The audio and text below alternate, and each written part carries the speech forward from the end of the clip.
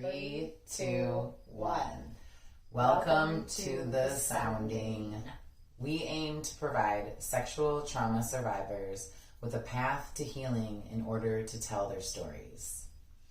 We always start with a disclaimer to remind you that although we are experts in our own lived experiences, we're not therapists, we're not lawyers, we're not doctors, we don't have all the answers, but what we do have, again, is our own experience, and we're here to share information and build a community around healing and thriving. So thank you for being here today. Absolutely. Like, subscribe, and share. Today we are here to talk about the criminal justice system. We both have been through it for different reasons. I'd like to say that we both won the cases that we were involved in, which is huge, especially when we discuss everything. But at one point, somebody said to me along the way that it is called the criminal justice system for a reason. And it really is set up to be more supportive to the criminals. And so that was part of the frustration is, when it started, I thought we were going to have a world of support and realized that that was not at all the case and had to navigate the system in a very real way, starting from the beginning. Which is filing a police report. So we'll let Shay get into her experience with that process. Well, so we have 9 pieces of information that we have a list that we put together of 9 things that we want to share with you if you're choosing to move through the criminal justice system with your own case. Again, we have gone through it ourselves and we're speaking from our own experiences. I just recently finished up my trial this summer, so it's very fresh, and I think and Dina was there for me the whole way through, so I think it's great that we're able to come out of it with, like I said, a lens that is still familiar with it. So we have a list of 9 things, and each one of these points is something that we want you to really think about if this is the path that you're going to go. So get out a pen and paper, take notes as we go through this, and hopefully if you have any questions, just leave them in the comments for us and we will follow up with you. You can always email us. We'll make sure we put our email in the description. So we're here for you. As Dina said, the first one on the list that we want to talk about is filing a police report. And we're not going to spend a lot of time on all of these. We are going to have individual videos with these. So this is just a snippet, a general overview. But when it comes to filing a police report, that's the first thing that you're going to do when you want to move through the criminal justice system. If you have somebody who's harmed you, you must call the police. And let me tell you that they're not going to tell you this, so I'm telling you, and Dina's telling you, we're telling you, this is your first and only shot to get everything out that you can. Because if you don't, the defense lawyer, which Dina's going to talk about their role here in a second, their defense lawyer is going to use that against you, especially if you start bringing in evidence later on down the line, because trials can take a long time. So unfortunately, what happens, we know our memories, we get things back in pieces.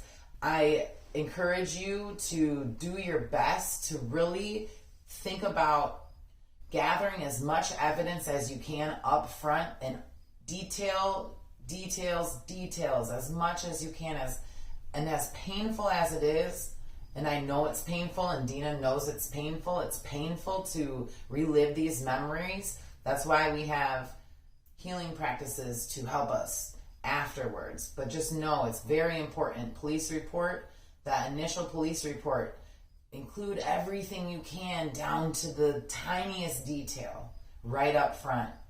Because it's important to remember that these officers are inundated with these types of calls on a daily basis. And, you want to look into the statute of limitations. It doesn't matter how much time's passed. Chances are that you still kind of have a case. And when you come in... And we're changing laws. Yes. So when you come in with your ducks in a row, evidence in hand, and your story is as detailed as possible, that just gives you credibility. And I think that my misunderstanding was that this was going to somehow be a pre-interview and then there would be a time later to tell more, and realized that that was not the case. And once you lose the detective's attention, then it's hard to go back and start adding in details. So get your ducks in a row, get your evidence in a row, and then file the report. Because what happens after you file a report, which is the second thing we want to talk about, is the police, it's not like in the movies. They don't go out and arrest the person. There's not some grandiose scene. I thought that the person was going to be arrested and put in jail, and that wasn't the case. What they do is they take their report and they send it to the prosecutor's office. And if you're not aware, the prosecutors are the most powerful people in the land. They're more powerful than judges. They're more powerful than the police. They are the ones that decide whether or not they're going to actually take your information and do anything with it. They decide what charges are filed. They decide whether it goes to trial. There's so many things that the prosecutors decide. And as a victim, you don't get to hire your own lawyer. You can, but they can't do anything. They can sit there and they can go to the hearings, but they're not going to at some point stand up. You get who you get in the prosecutor's office, and that's who you work with. And in our case, the prosecutors weren't returning calls. They weren't returning emails. They weren't taking it very seriously until we forced them to take it seriously by being very loud and noisy and wanting to be heard, and forcing them to understand that we were not going away. And that was why I did get involved with Shay, because I could see her posting the same frustrations that I had felt during the case that I went through. And so I wanted to give her some answers to how to get the attention that she needed to get from the prosecutors. So the perp, on the other hand, they don't have to talk at all, ever. Not to the police, not to the prosecutors, not to the judge. They can choose to be silent. Again, people, this is not a Law and Order episode. This is not what we see in Hollywood. We've all been brainwashed to believe that somehow this justice happens and you hire a bigwig lawyer. That's not what happens. You get a prosecutor and then the perp says nothing.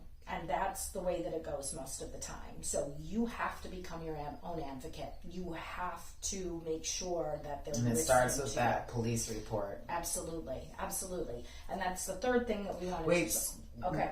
You didn't say number 2 out loud. Oh, that the prosecutor's role? Yeah, number 2 is prosecutor's role and the role of the defense. And the role of the defense, yes. And so the prosecutors basically take on the cases, and they are the lawyers for the victims.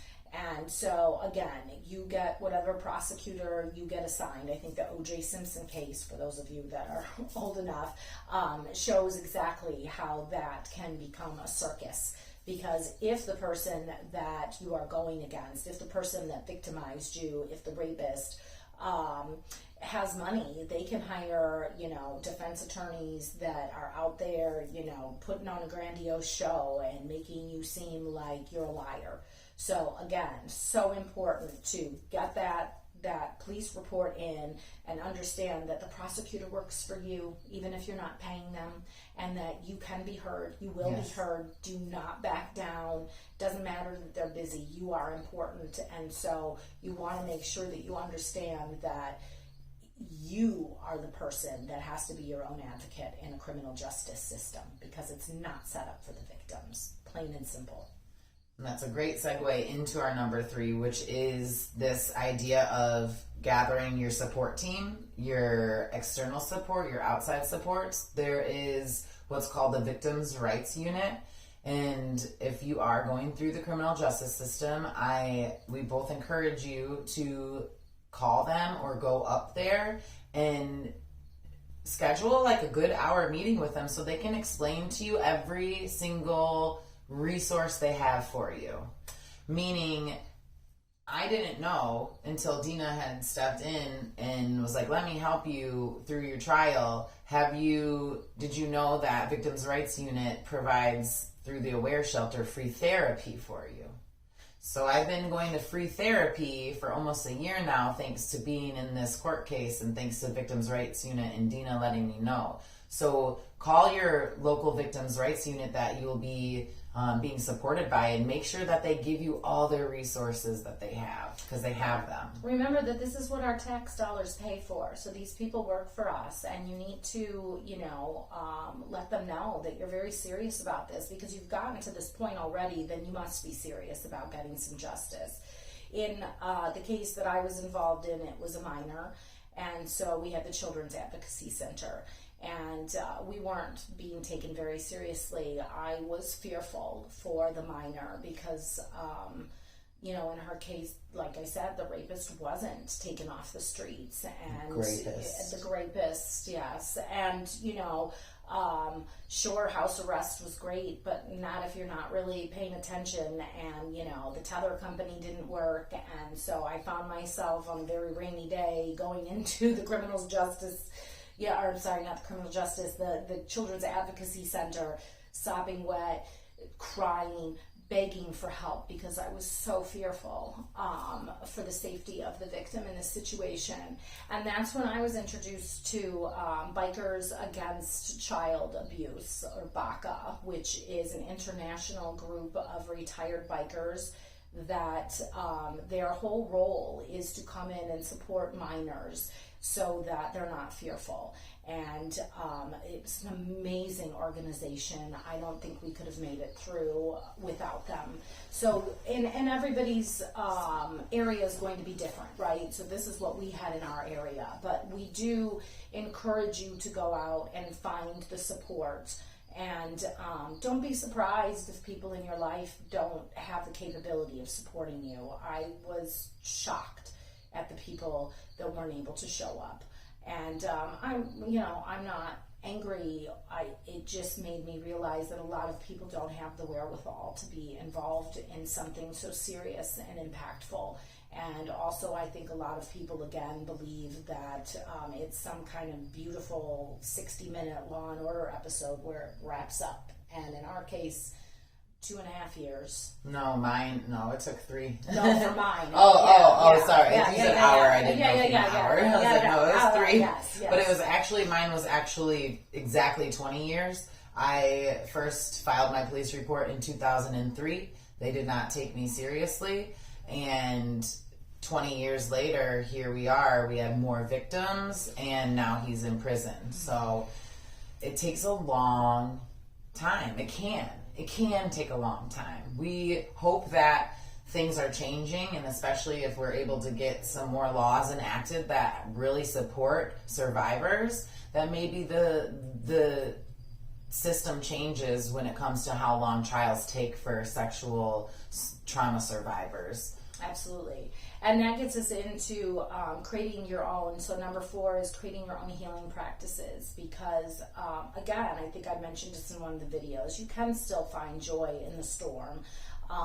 It doesn't have to become your everyday waking moment breathing, but there is a level of anxiety and not knowing and wondering if you're going to be believed. And so it does become very unsettling to the nervous system, which is why we're helping you with some of the healing practices that helped us. So through this process, I learned the art of meditation. I learned the art of listening to, affirmations and things that were positive, because otherwise you do get hypervigilant and looping. So, we're going back to the things we've already explained. But this is when it's so important to really take care of yourself and know that this is a fight. It is. It's going to be a fight. But if you do the right things, advocate for yourself, put those healing practices in place, at the end, which we'll talk about, there's such a calm that comes after the storm. And so I'm not even the same person that I was when this all started, because of the trauma that we went through these cases in themselves. And, you know, it's important to understand that, which gets us to number 5, that you are going to have a lot of time in the criminal justice system. So our number 5 is this idea of once the prosecutor takes on your case, you're going to be met with hearings after hearings after hearings. And again, we encourage you, advocate for yourself. Me as an adult, my prosecutor told me I didn't have to show up to the hearings, but you know what? I showed up to every single one, every single time, no matter if it got rescheduled, which they do. They get rescheduled over and over, and it really becomes very disruptive to your daily and monthly and yearly lives if it drags on. But just be prepared to be in it for the long haul and show up to those hearings, especially because information gets passed through that you need to know about. Lawyers are making decisions, lawyers are petitioning things, lawyers are asking for things to change, for things to get thrown out, and you want to know, you want to be there, you want to stand up for yourself and say to the prosecutor, no, that is not what I want, or this is what I want. So the hearings, they're a lot, and that's number 5, to just be prepared. Right. And it is important to understand, again, and I can't say this enough, they work for us. And so I think what happens is they're numb to the system, these prosecutors. They're seeing cases like this. They're hearing horrific things every day. And so for them, no disrespect, but it becomes a game of who's going to win. And, you know, and even during the hearings, when you're watching the prosecutors and the defense lawyers chop it up and laugh and have this camaraderie, it's hard not to feel upset and hurt, because you want them to take it seriously, but this is just their everyday life, and so they do have almost a nonchalance about them during this process. And there were so many things that I stopped because I was like, no, you're not getting 3 to 6 months probation. You know, we ended up getting 7 to 25 years. No, you're not going to take that part out of the evidence. You can speak up for yourself, and you can make sure that they listen to you, but if you're not present and there for all of these, things will happen and you will have no idea. So stay present and focused on the end game. Yeah, and go to the hearings. Yeah, absolutely. So once you do the hearings, the 6th thing we want to talk about are trials. There are many different trials. There's pre-trials that happen before, and those happen in district court. And those are under judges that are dealing with misdemeanors and those types of things to decide whether it goes up to a higher court. So you have pre-trials that happen in courtrooms where you have people you don't even know sitting in there. And so you lose anonymity. You lose a lot of your ability to kind of keep this to yourself. You have to be prepared to know that other people have the right to be there. And so you have to be strong and bring in your own support systems and make sure that you have people there to support you. I did not. And that was probably one of the most challenging things, and why we had BACA, the Bikers Against Child Abuse, and why it was so very important for me to be there for Shay, even if I was just being silent, because it's important to have support during this process, whatever that looks like. Yeah. And during, you know, the jury trial, that, of course, Shay went through that. That's a whole nother experience. Well, so yeah, when it comes to trials, you can have a jury trial, you can have a judge trial. Me personally, I went through the jury trial, so we'll have a video on that, and I can speak to that experience because it is an experience.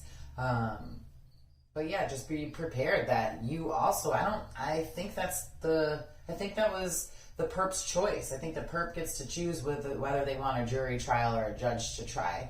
So, and of course, they have the choice along the way to take a plea, and prosecutors will often accept those pleas because they want to win cases. And so you might have prepared for a whole trial, and you're ready to testify, and all of a sudden, plea. And you're done. Yep, and that's it. And, you know, that part can be very upsetting, but also, as the prosecutor always said to me, is juries are, it's a crapshoot because you don't know who's going to sit there. It doesn't matter how tight your case is, you just have to have one person on there. And yours was a plea? Ours went to plea, yes. So she has experience with that. If that's something that you're healing from and want to reach out and connect, or if that's just something that you want to get prepared for, Dina can definitely talk to you about that. They offered him a plea at one point, and I was not happy with it, and thank goodness he didn't take it. But they made it outrageous enough for him to not take it, but it still wasn't good enough for me. Right, yeah. And there are still pre-trials regardless. So a pre-trial is front of the judge. You're still telling your story, so you really don't ever get a chance to get out of that. Unless you're willing to take like a low bottom plea, which we were not in the situation that I was involved in. And so, you do have to know that at some point you're going to have to tell your story. And it might be a couple times. I had to testify twice. Yes, so. And in the case of the minor that was the victim in our case, she had to tell her story so many times, and it had to be recorded, and people were watching her through a glass wall, and it was a lot to get a young woman.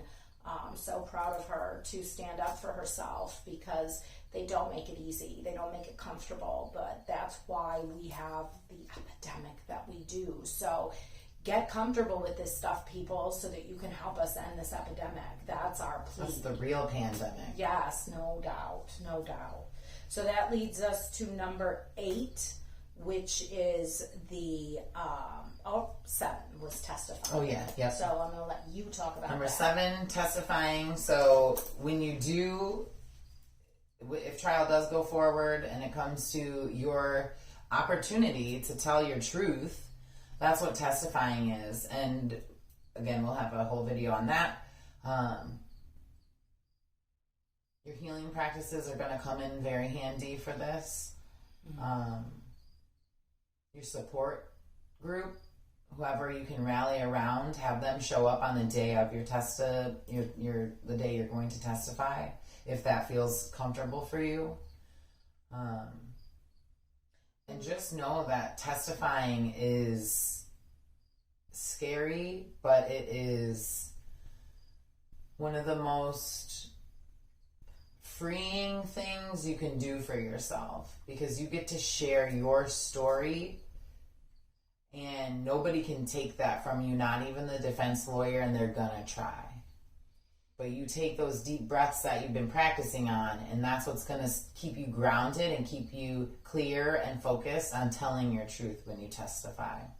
And I have to say that watching Shay was very impactful, because she was such a strong witness for herself that, these defense lawyers, they are vicious and they come after you because they have a case to win. And Shay did not back down. She was powerful. She really let the defense lawyer know that he was not going to control the situation, nor the narrative, nor the story, or the process, or how she was impacted. And as a result, I know that the judge was impacted by the power in her. And really a lot of that came from the mindfulness and the meditation and the practices that she knew, because she was able to settle her nervous system and not get beaten down by this man that really, it's just awful. It's awful. And, and in our situation, for the minor that I was involved with, I had her watch her defense lawyer because he was on video talking all the time. I had her get very familiar with him because I wanted her to know that this is who's coming after you. And the more familiar you are, then the easier it is to handle it. So that makes me think of back to the police report. Familiarize yourself with your police report before you testify. Familiarize yourself with your own testimony that came in the pre-trial when you had to first testify to get this to even go to a full trial. Familiarize yourself with everything that has come before this, and just know that familiarizing yourself doesn't mean that you have forgotten. It just means that you are standing strong in telling your truth. Absolutely. And, you know, it's okay to actually, you know, reach out to the police too, or the detective on your case, and ask questions and, you know, make sure that they understood what you were saying that day, because they are human beings that make errors. So if you do, read through your police report right away and decide what errors are in there or what things that you need to add to it. Because, you know, again, you own this process, and the more that you take control and understand that you own this process, the chances are that it's going to be an easier, well, I don't even like to use that word, but at the end of the day, you're going to get the result that you want, which is, let's get these people off the streets.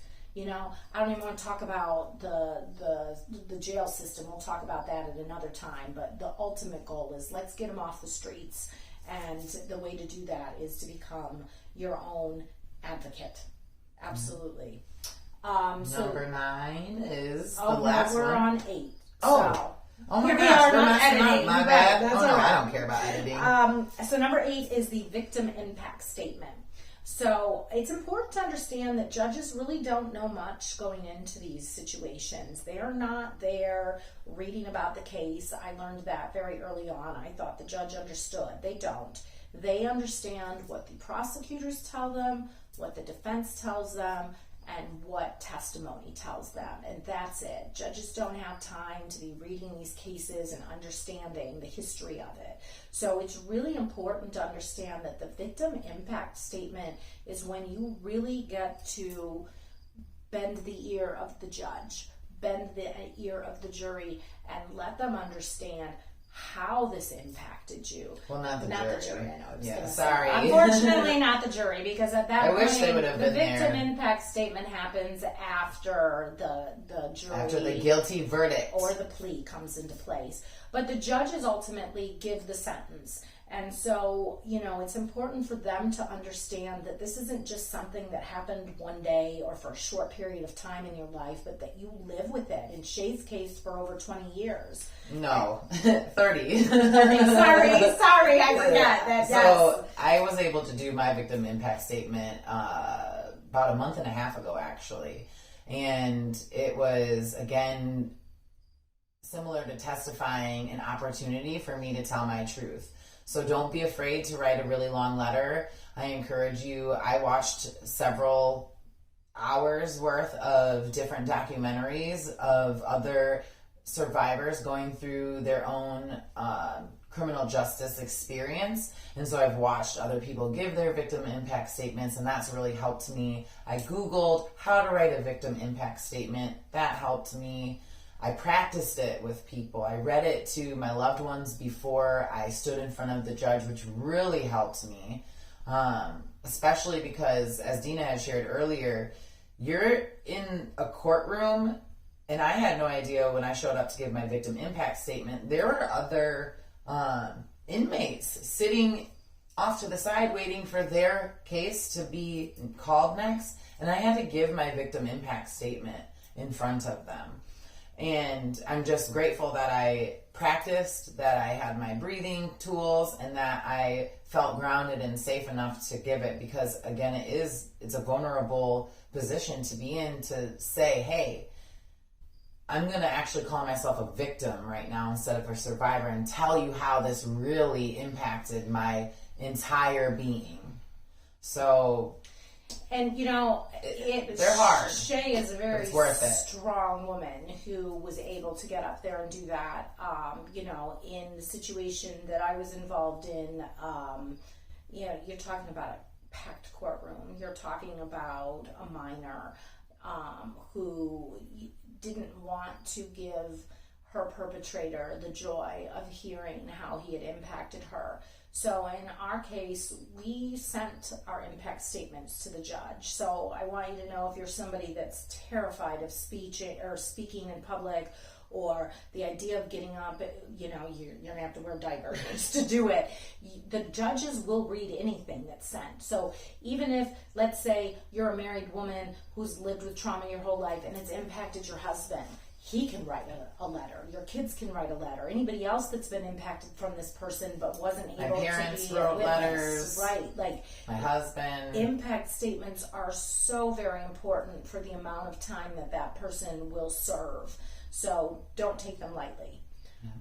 And then the last one is number 9, and it is the aftermath, which I'm currently in right now.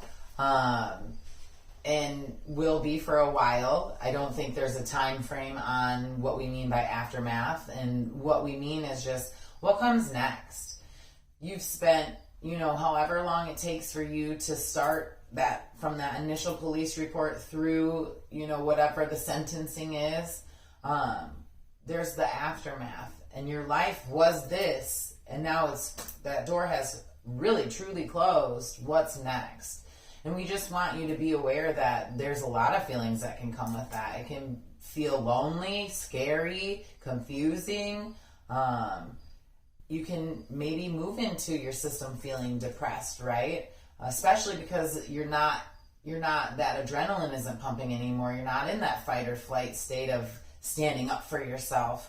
You're able to actually calm down, and that can be very scary, especially for a traumatized body, a body that has been programmed, like I said, to be in survival mode 24/7. So we just want you to be mindful that there is joy in the aftermath, and we encourage you to find communities that of people that have been through what you've been through, like us. Yes, which is why we're doing this. And it was one of the things that I started to talk to Shay about as the trial started to come, is that at some point you have to understand that all of a sudden you're going to have all this room in your life, and you're not going to know what to do with it because you've been so focused on this. That I was shocked that I thought that the sentencing would happen and that it would be a beautiful day, but then I found, now what? I have all this extra time. I mean, I did a lot of healing practices in my extra time. And honestly, we encourage that. No matter what the person has done, no matter how vicious they are, no matter how much they need to be put away, it's not a good feeling to put somebody in prison. No. It's not. No. And it's something that you will wake up and maybe it gets duller and duller, but it's there. So, like I said, I'm currently in the aftermath, fresh and in therapy, doing my meditation practices that bring me comfort and bring me forgiveness and compassion, because it's a hard thing, but we are here to protect, and we are here to stop this pandemic. Absolutely. And we don't really have a mindfulness practice or a healing practice in this one because we didn't talk about that. But I would say that journaling, just in general, is a good thing to start doing, just to journal your feelings, to journal the process so that you can let this stuff go and you don't have to carry it with you. So that's one of the things that I would suggest for healing during this process, is to really start journaling and getting those feelings out, and write letters, even if you never share them with anybody, of how you feel about this whole process and how other people have impacted you through this process. Journaling doesn't have to be, you don't have to write sentences, you don't have to write paragraphs, you can write words, you can draw how you're feeling. You can scribble. I have journals that are filled with just scribbles when I'm feeling angry, but that's the only way it was coming out. And since she offered journaling, let's leave you with a journal prompt then. I think one that you could get started with is, once you turn this video off, get out a pen and a pad and just write down your thoughts about this video. Write down what's coming up. Again, it can be one word, it can be a letter. Yeah. A picture. All right. Thanks for joining us again. And again, subscribe, share. That is very important, though, for getting the message out there. So please take the time to do that. We are so appreciative because this is so important to us. And comment. Please let us know what you want to see and hear from us. Let us know if this was helpful. And hopefully we will be sharing more with you soon, which we will. Yeah. All right. So, because when survivors speak, the silence ends. Thank you. Thank you. Bye.